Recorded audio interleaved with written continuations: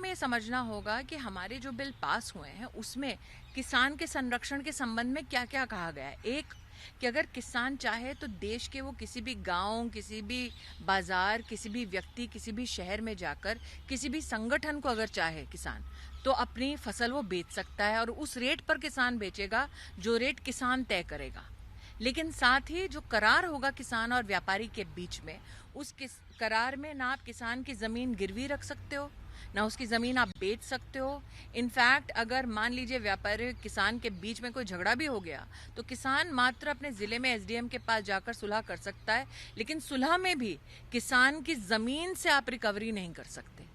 और ये भी सुनिश्चित किया गया है कि किसान को व्यापारी अगर फसल उसकी खरीदता है तो 3 दिन में उसे भुगतान करना पड़ेगा।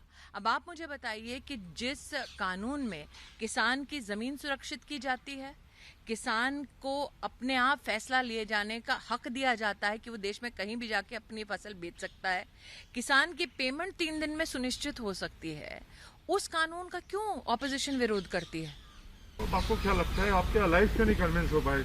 मैं इतना ही कहूंगी, नरेंद्र मोदी जी ने अपने 6 साल के कार्यकाल में हमेशा राष्ट्रहित में कार्य किया है, अपने राजनीतिक हित में कार्य नहीं किया कभी। उन्होंने ऐतिहासिक कई फैसले लिए हैं, चाहे वो धारा 370 का हो, चाहे वो लेबर का रिफॉर्म हो, चाहे वो कृषि क्षेत्र का रिफॉर्म हो।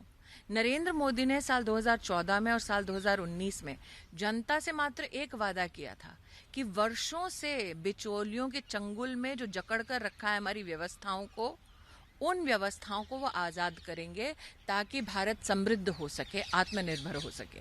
उसी दिशा में ये भी एक ऐतिहासिक कदम है।